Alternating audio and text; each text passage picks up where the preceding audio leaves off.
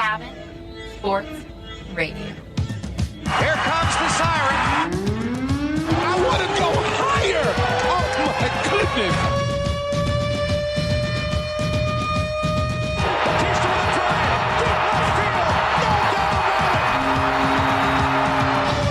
Will defend. Oh!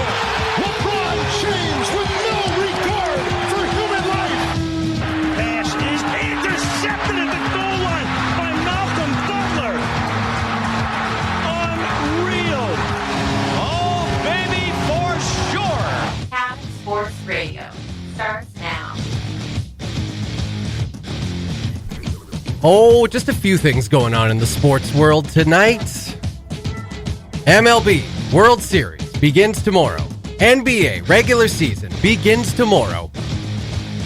CFL winding down towards playoff time. But most importantly, Mike, did you vote? I did. You did. Okay, yes. We got that out of the way. Yes. We could talk sports from here on out. The elephant is out of the room, and we have got lots coming up on Cabin Sports Radio. The CSR Podcast. Cabin Sports Radio brought to you by Sport North, moving sport forward. Welcome to another episode of Cabin Sports Radio. Lecter and Unbreakable Mike Gibbons with you.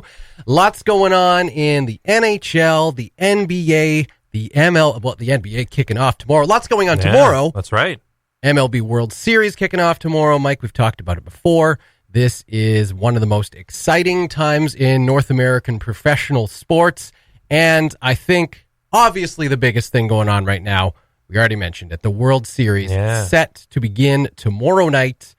Houston Astros taking on the Washington Nationals. Yeah, I think a matchup a lot of people wanted, just given the starting rotations for both clubs, especially when the Astros made the move to get Zach Greinke towards the deadline. So they've got a deadly rotation with Verlander, who has kind of struggled a little bit of late. But Garrett Cole has been unbeatable in the last final stretch of the season, and then even into the postseason as well. So a big three-headed monster in their rotation against Steven Strasburg and Max Scherzer on the other side for the Nationals. So I think a matchup a lot of people wanted, but got there in kind of different ways. The Nationals have been sitting around, just sitting on their thumbs for the better part of a week now. Just chilling. Because they swept the St. Louis Cardinals in the NLCS in 4 straight.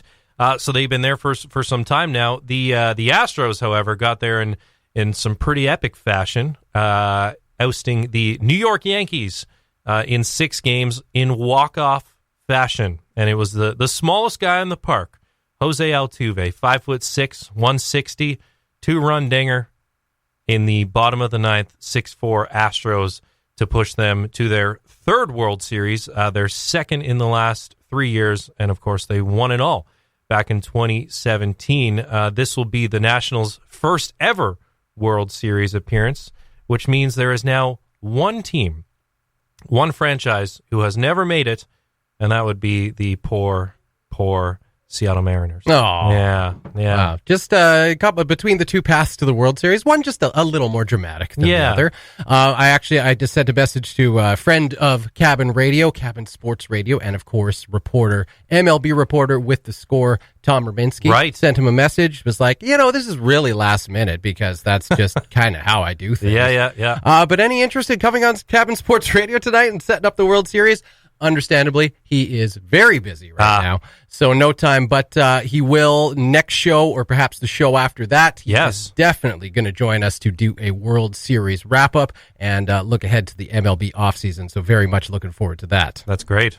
But on with the World Series, obviously it's a very exciting series coming up, and really one of the things that stands out, and you noted here too, and it just kind of struck me as a casual baseball fan. Mm-hmm. Bryce Harper, not part of the Nationals anymore, and one of the bigger names in the game, and suddenly they're off to the World Series. Former Rookie of the Year, MVP in the National League.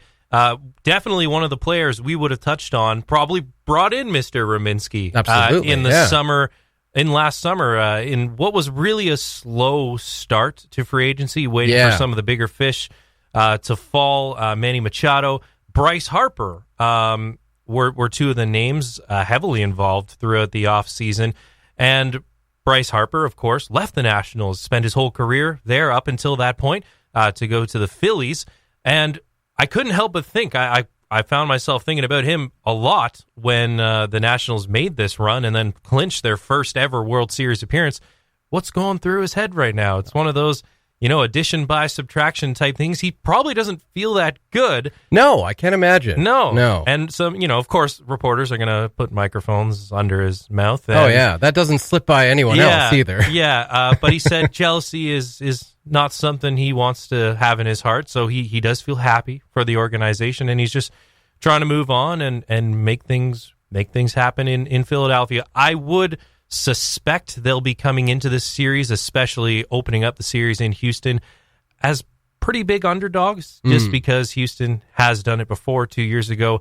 As good a rotation as anyone has in baseball, and really good offense alongside it. So I would peg them as the pretty big underdogs. But it would be a really good story. Yeah, I guess, as far as being an MLB player and, being in this scenario that Bryce Harper is in now where, you were the star of the team the year before. Yeah. You pack your bags and head elsewhere in the offseason, and then suddenly they're in the World Series the year after. It's kind of, obviously, it's hard not to kind of overthink that a little bit, I would imagine. But at the same time, it's kind of interesting because obviously there's a lot of players on this team that he's probably still very good friends with. Yeah. So at the same time, it kind of messes with you. But who would you rather see there if you're not there? Yeah. Right? Than a bunch of your buddies who you just spent seasons playing with before and building friendships with. So kind of probably an interesting, a weird feeling. I would think odd headspace. There were Bryce perceived Harper attitude issues with him, and they may have been overblown. There were, some incidents he had with Papelbon, I believe, was who he got into a dugout scrum with, his own teammates. So there were issues. They may have been overblown. Right. But at the end of the day, you take a superstar level player and subtract him from your team, you're probably thinking you're heading towards a rebuild. If it's especially via free agency where you might not have other pieces coming back the other way. Not the case for the Nationals. They make their first ever World Series appearance. Should be interesting to see how that goes. So game 1 tomorrow night. And, looking forward to an exciting World Series. Hopefully 7 games. Who knows? Yeah. Hopefully not a sweep, because that's boring. Yeah. But, should be a fun series to watch. So we will definitely keep track of that, of course. And we will check in with our good friend Tom Rominski once it's all said and done to talk about what went down in the World Series 2019. All right, we're going to take a break. We will come back and talk perhaps some NBA. We just set up a playoff. Let's set up another regular season as NBA regular season kicks off tomorrow. The Cabin Sports Radio Podcast, brought to you by Sport North, moving sport forward. Cabin Sports Radio, yes, brought to you by Sport North. They are moving sport forward. Check out sportnorth.com for more. And just as exciting for basketball fans as the World Series, well, maybe not quite as exciting, but pretty exciting. A new NBA season. And Michael, the biggest Toronto Raptors fan I know, you are coming into a season and you can call yourselves fans of the defending champs. A new first. You won a championship. You made it to the finals. Before that, won an NBA championship. Now you're coming in as the defending champs. What does this feel like for you, Mike Gibbons? Yeah, it's pretty surreal. It really is weird. I actually had a friend remind me yesterday, you excited for the ring ceremony? Like, what? The ring ceremony on Tuesday. The what? The ring ceremony, when the Raptors get their rings and they raise their banner to the rafters. I was like, what? What did they do? It's just a new season. And, I read an article a couple days ago. That was 4 months ago. Yeah. That feels like a lifetime ago. Right? Even longer. It really is surreal. But tomorrow will be really cool as they kick off a new season. Would have been a lot cooler if Zion Williamson, who they're pegging to be potentially the next LeBron, but certainly the rookie who has garnered the most excitement since LeBron back when he was drafted in 2003, but revealed today that he's out for 6 to 8 weeks after undergoing a knee operation. So that's unfortunate. That would have added a little bit more extra excitement to to tomorrow's home opener. But still, it's going to be a great night. Yeah, and I mean, obviously that's exciting, or disappointing for the New Orleans Pelicans in particular, but just kind of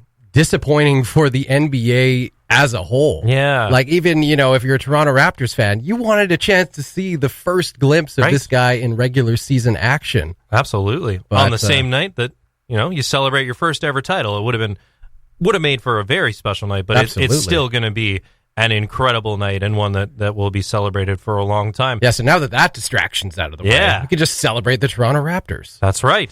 I think poised for a pretty good year. And obviously the big story from a Raptors perspective over the weekend was them re-signing Pascal Siakam, who was previously on a rookie entry-level contract, rookie scale contract. Slight raise. Right? Yeah. So sign him to a 4-year, $130 million contract. Modest. Yeah. Modest raise. Pretty good, which is the max, given his accolades to this point, the fact that he's only been in the league for 3 years. Pretty good. Yeah. And I know NBA GMs were pretty divided when the topic of, especially after the departure of Kawhi at the start of the offseason. Yeah. And that hypothetical question, would you offer Pascal Siakam a max contract, given how much he contributed last year, most improved player in the league, as voted by GMs, media, and in the eyes of fellow players, was the most improved player in the league.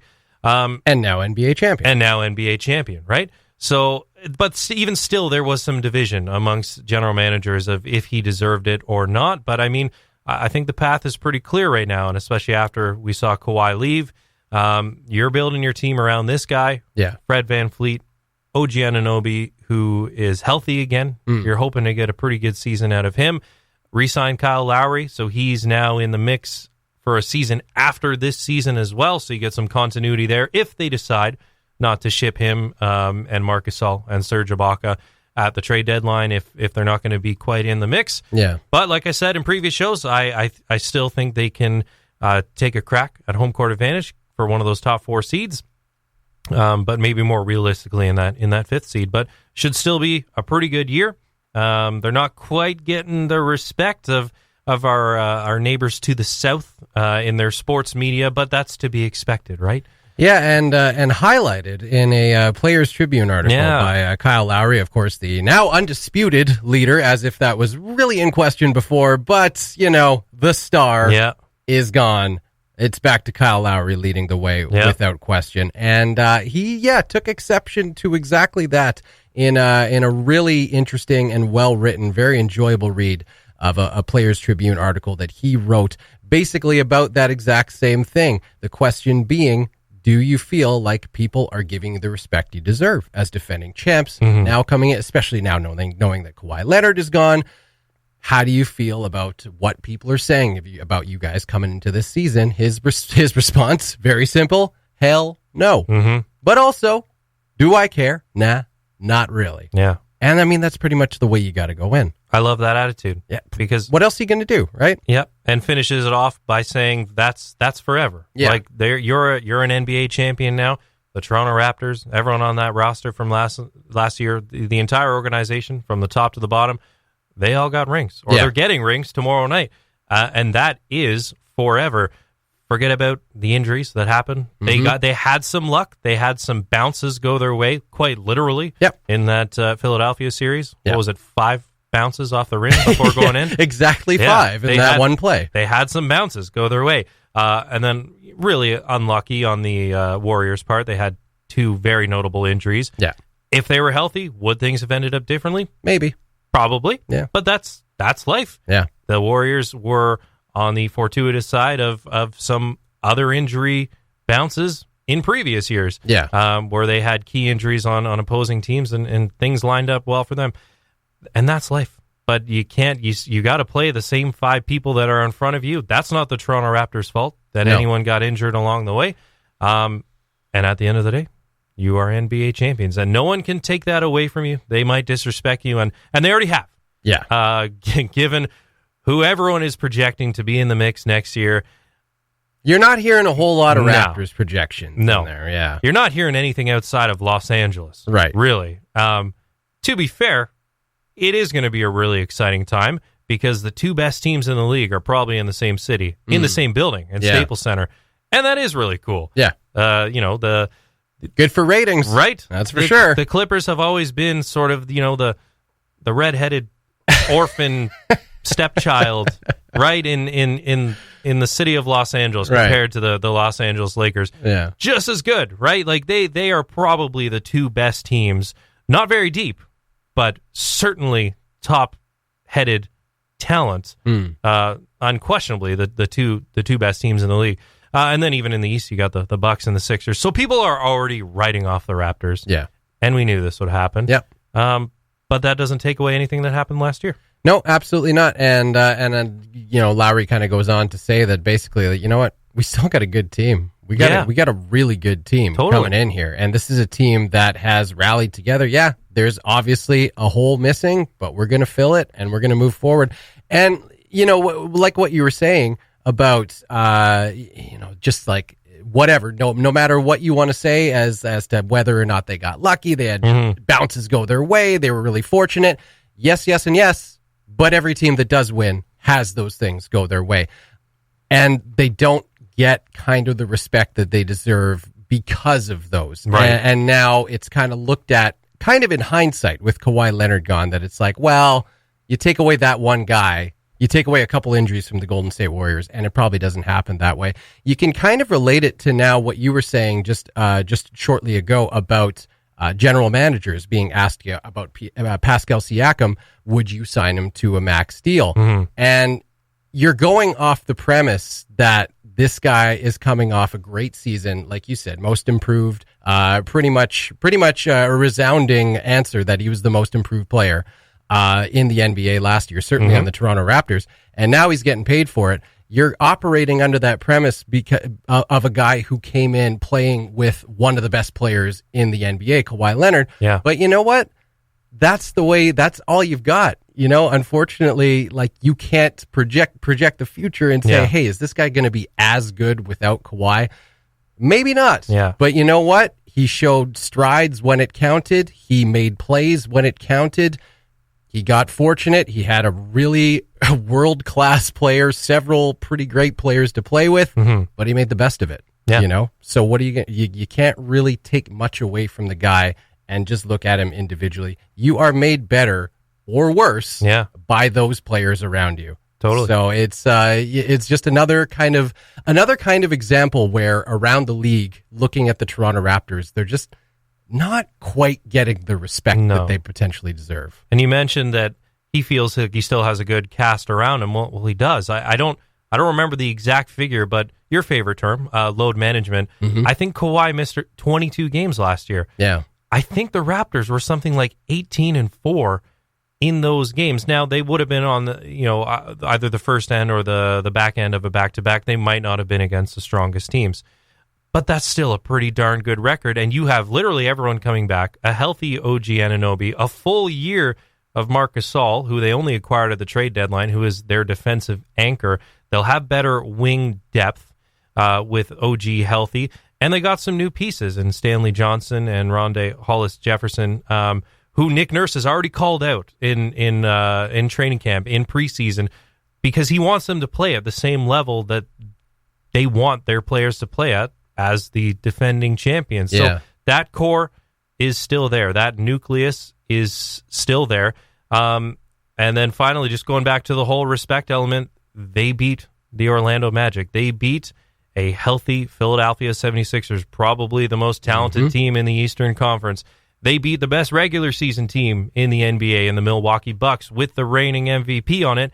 And then in the finals, even with Durant and Thompson out, they beat a two-time MVP, first ever unanimous MVP in Steph Curry, a former finals MVP in Andre Iguodala, and a former defensive player of the year in Draymond Green, all of whom were healthy. Not to mention an all-star in DeMarcus Cousins. So they're still the champs, and you can't take that away from them. Can't take that away. Going to be an interesting season for a lot of reasons, and just for all the reasons we just mentioned for the Toronto Raptors in particular. It's not very often you have a team that's coming off a championship season and is going to be playing with a chip on their shoulder. Right. So that is going to be very fun to watch. Cabin Sports Radio. Cabin Sports Radio brought to you by Sport North, moving sport forward. Check out sportnorth.com for everything going on with them. Checking in with the CFL. There is about 2 weeks left. There are 2 weeks left in the regular season. The CFL playoff picture basically set with those 2 weeks left to go. The Edmonton Eskimos there's still a few moving parts that could change things. The Eskimos could still technically tie the Bombers. And I think that the CFL goes by season series for the first tiebreaker. I don't think it's going to come down to that, so I didn't actually really look into it any further. But I'm pretty sure they go by season series. So they could still technically tie the Bombers for third place in the West. However, the Eskimos finishing off their season with a home-and-home series with the Saskatchewan Roughriders. So I got to say, I really don't like their odds of winning both of those games. So likely not going to happen. The Eskimos will more likely cross over to the East Division and face the Montreal Alouettes. Winnipeg will likely face Saskatchewan in a West semifinal rematch, unless they can unseat they can play spoilers a little bit. First place spoilers, the Saskatchewan Roughriders, fighting for first place in the West Division with the Calgary Stampeders. The Bombers are just coming into the second half of a home-and-home series with the Calgary Stampeders. So if they can win that game and Saskatchewan happens to sweep their last home-and-home against Edmonton, that would put Saskatchewan in first in the West and Calgary at second. Thus, the Bombers would head to Calgary to play in the West semifinal. If I was putting money on it, which I'm not, I would bet that Saskatchewan will finish second, and it will be Winnipeg facing Saskatchewan in a West semifinal rematch, which will be really interesting. Of course, whenever those two teams play, Labor Day, playoff game, you never know what's going to happen. Could be a very exciting game. On the other side, the East Division, should Edmonton find themselves crossing over for third place in the East, and they would face the Montreal Alouettes in that case. Also a very interesting matchup, not the least because Trevor Harris is set to return for the Edmonton Eskimos, so they'll be very happy to get their starting quarterback back in action as they head into the playoffs and hoping to kind of turn around the way the second half of their season has gone, basically since Trevor Harris got injured. Other news in the CFL, the Saskatchewan Roughriders signed their starting quarterback, now their undisputed starting quarterback, Cody Fajardo, to a 2-year extension through 2021. And why the heck not? He has led that team from the start of the season, basically from the second snap or so of the season when Zach Collaros got injured. Cody Fajardo has been the man since then and has led that team to an 11-5 record through this point of the season. The CFL also released a list of 134 players eligible for most outstanding rookie. Is that a short list? I think someone must have had too much time on their hands and was just looking for content. Yeah. 9 teams. And they come up with 134 names. 134 names. There's a lot of rookies out there. Yeah, like you say. And they've narrowed it down. List. They have narrowed it down. Yes, a bit of a waste of time for several reasons, because obviously there are not 134 players that are at all likely to be in that conversation. In fact, if you want my opinion, there's only 2. And it's the aforementioned Cody Fajardo and Dane Evans, starting quarterback for the Hamilton Tiger Cats. Neither of these guys came into the season as the projected starters of their team. Injuries are a part of football. Those injuries happened. They have taken over since then and have not looked back. The Hamilton Tiger Cats, number 1 with a bullet in the East Division, and Dane Evans having a huge, huge role to play in that. So a couple weeks left to go. Going to be very interesting to see how it all shakes down in the CFL as the road to the Grey Cup begins here. Or so, 2 weeks from now. I feel bad I didn't check up on you earlier. How are you feeling? How am I feeling? Yeah.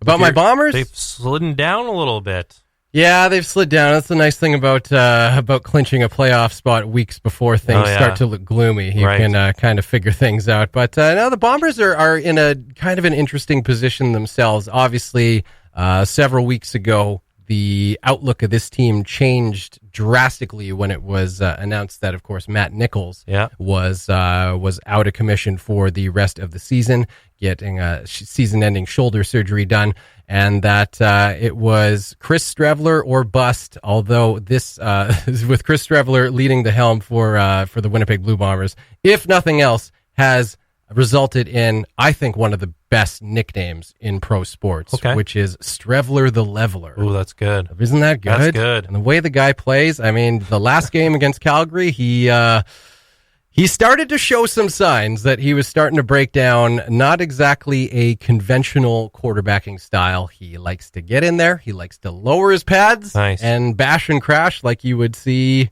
basically a running back play. Streveler the Leveler. I'm not sure that I endorse it for a quarterback. It doesn't exactly scream.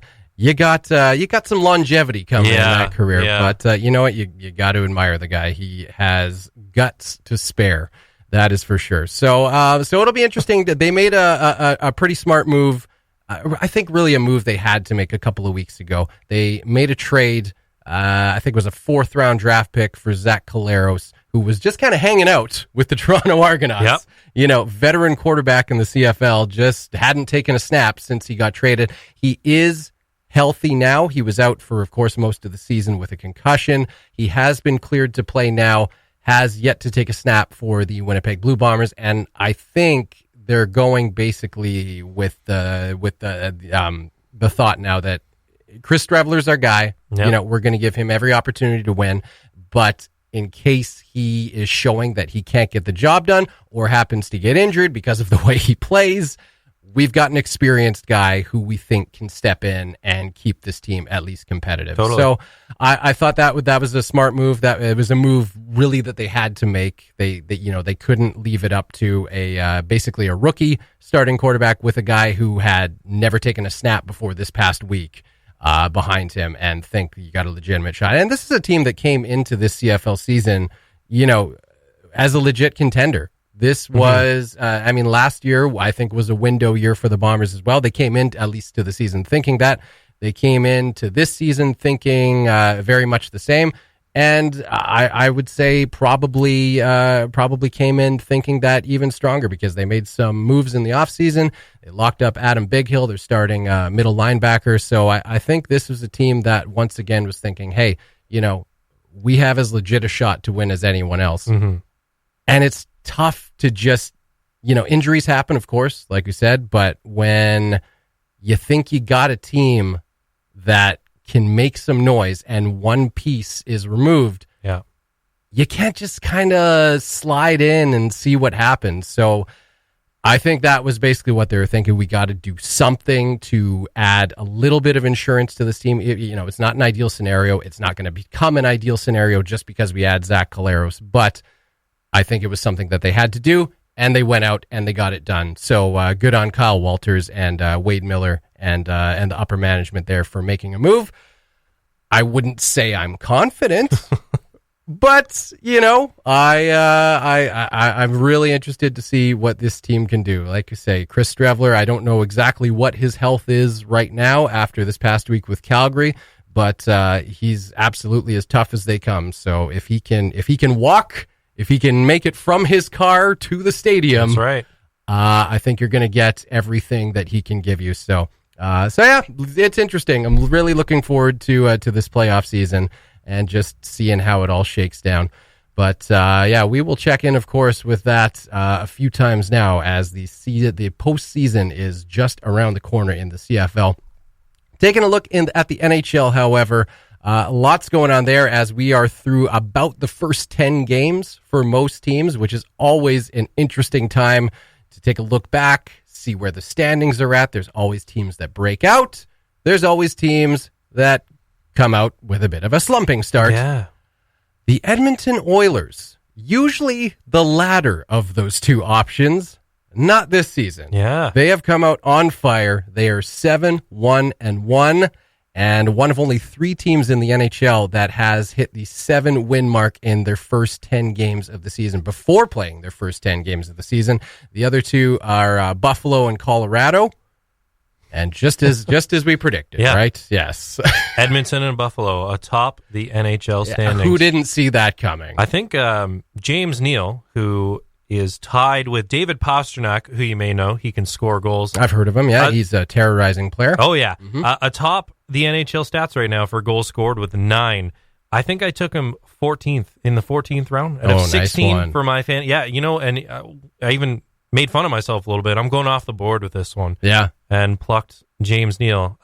Immediate returns, we will see over the course of, an 82-game season what that translates to. Yeah. But the early returns, especially for that trade with Lucic going the other way, I would think Edmonton's feeling pretty good about what has transpired. The scales so tipping far pretty heavily in their favor so far on that trade. Yeah. And we don't gloat too often here on Cabin Sports Radio. And you know what? In the spirit of that, I didn't want to go back and grab the audio from a couple weeks ago. We were doing our NHL regular season preview show with the J Bear. That's right.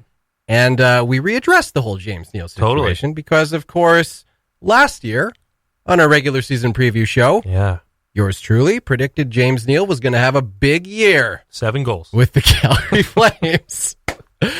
And he has already eclipsed his goal total from all of last year. Yeah. So I doubled down this year. Yeah. Again, don't want to gloat, but 2 weeks ago, doubled down, said I'm going to stick with it. James Neal's going to have a big year with the Edmonton Oilers. And you know what? 1 out of 2 predictions ain't bad. Not bad at all. For my track record, yeah, I'll take that. I think we set our over-under for goals scored over the course of the year at like 20. And I think you both took the over, which is looking really good right now. He's about halfway there, 10 games in.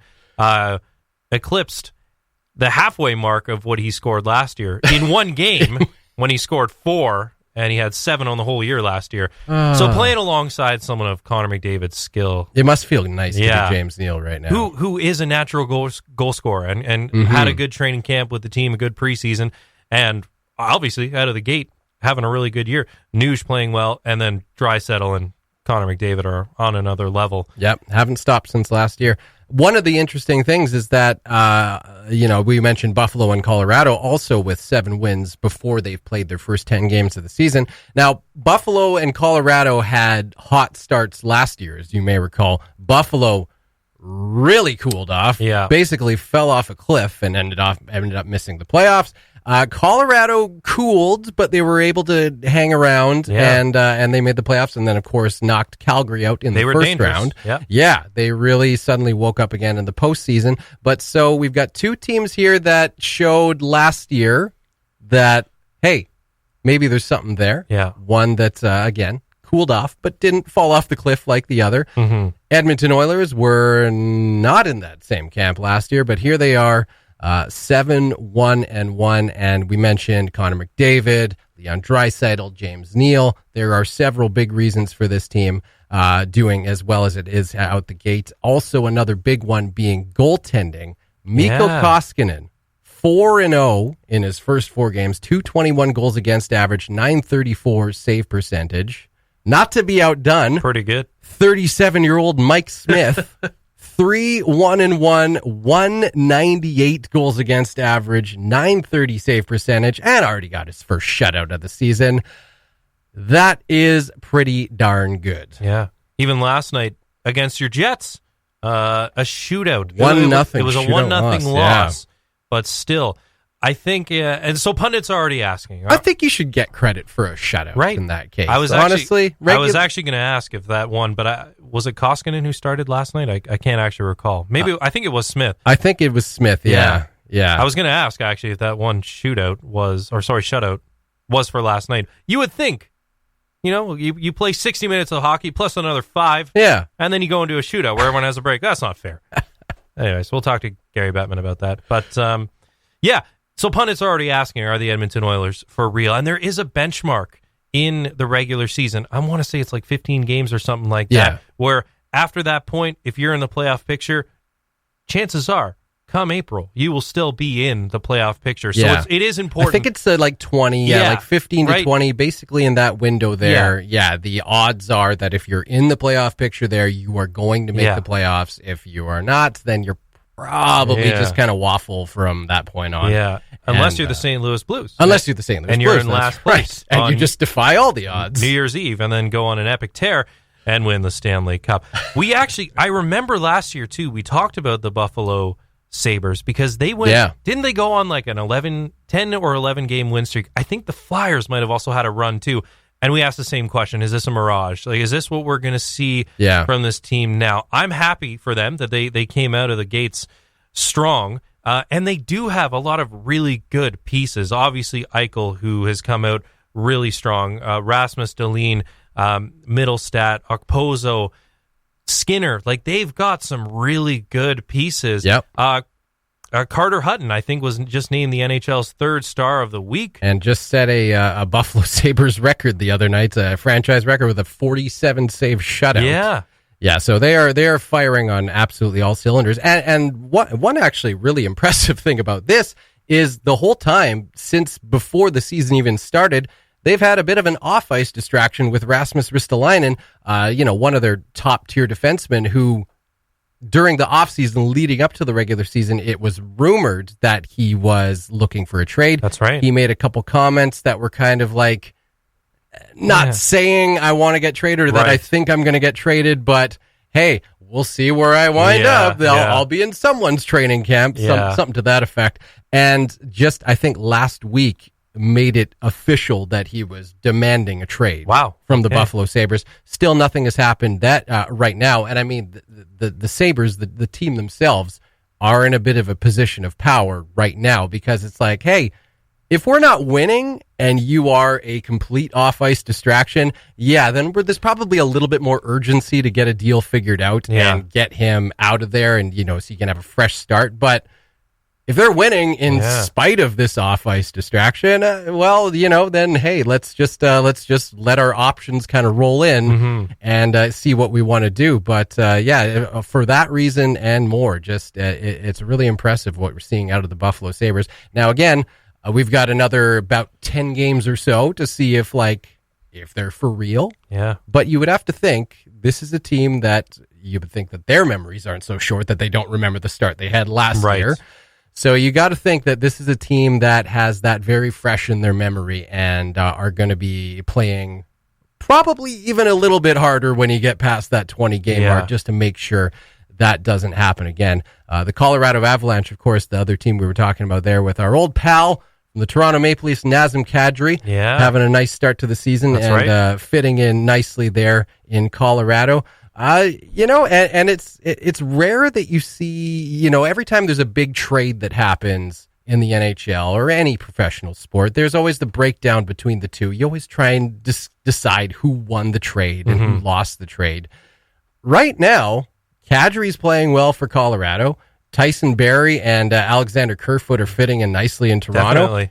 I would say both sides are pretty happy right now. And that is the definition of a good trade. Yeah. There was some salary retention too, I believe, or maybe I'm thinking back to the Muzzin trade. I think I think the Avalanche are retaining some of Barry's salary, if I'm not mistaken. But still, and that was sort of the rhetoric at the time that, the Maple Leafs fleeced the Avalanche. Nazem Kadri is a very good center iceman. Yep. And on a very friendly contract that we've talked about before, too. Very true. On a team that has maybe, other than the death line in Boston, probably the best line in all of hockey. Yeah. With Rantanen, Landeskog, McKinnon.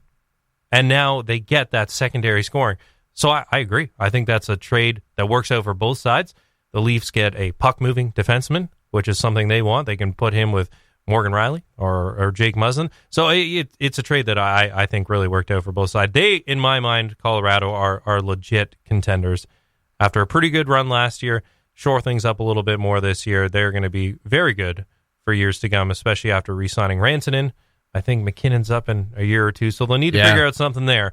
But they are poised to be very good. That's got to feel good too to have the confidence to trade a top tier defenseman like Tyson Barrie. Yeah, and you never know exactly how that's going to shake down because elite defensemen aren't exactly a dime a dozen in the NHL. But when you make a trade like that and you seem no worse for wear, that has got to feel pretty good. for the Colorado Avalanche. Okay, so in case you were listening at home and you were taking bets on whether or not we could go through an entire episode of Cabin Sports Radio without mentioning the Toronto Maple Leafs, well, there you go. You, whoever...